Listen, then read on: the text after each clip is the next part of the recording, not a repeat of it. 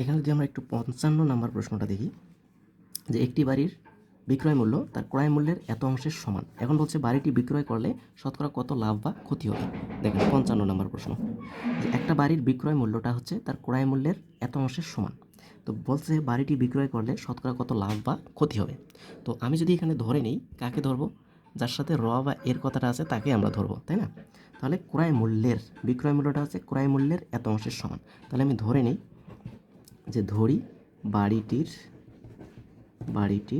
ক্রয় মূল্য আমি এখানে যেহেতু ভগ্নাংশ রাখবো না, সেক্ষেত্রে আমরা একটু টেকনিক খাটাবো। যে বাড়িটির ক্রয় মূল্য, আমরা ক্রয় মূল্যের এত অংশ যেহেতু নিচে আমাদের যত থাকে, ভগ্নাংশকে উঠাইতে গেলে নিচে আমার যত থাকবে তত এক্স, তত অজানা মান গুণ করব। তাহলে ধরি বাড়িটির ক্রয় মূল্য হচ্ছে 5x টাকা। ওকে, বাড়িটির ক্রয় মূল্য হচ্ছে আমাদের 5x টাকা। অতএব বাড়িটির বিক্রয় মূল্য তাহলে কি হবে? ক্রয় মূল্যের অর্থাৎ 5x এর কত? 3/5 টাকা। তাহলে 5 কাটা, তাহলে থাকতেছে আমাদের 3x টাকা। তাহলে বাড়িটির বিক্রয় মূল্য আমার কত হলো? 3x টাকা।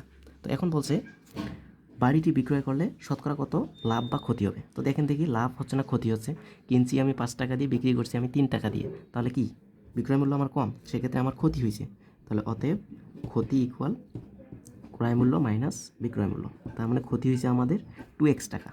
ক্ষতি হয়েছে আমাদের 2x টাকা। যদি আমি বাড়িটা কিনছি 5 টাকা দিয়ে, বিক্রি করছি যেহেতু 3 টাকা দিয়ে, সেক্ষেত্রে ক্ষতি হয়েছে আমার 2 টাকা।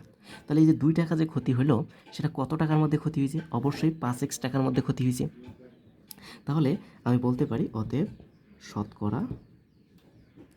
শতকরা ক্ষতি হবে ইকুয়াল, তো 5x এর মধ্যে ক্ষতি হয়েছে আমাদের 2x। তাহলে 100 এর মধ্যে যেহেতু বলছে, এই যে 100% এখানে আমরা জাস্ট গুণ করব।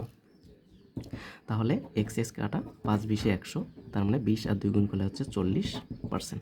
তার মানে শতকরা ক্ষতি হবে আমাদের 40%। ওকে, এটার অ্যান্সার হচ্ছে আমাদের 40%।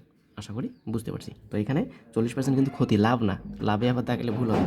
এই যে 40% লাভও দেওয়া আছে, এখানে হবে 40% ক্ষতি। ওকে, তো আজকে এ পর্যন্তই। ধন্যবাদ সবাইকে।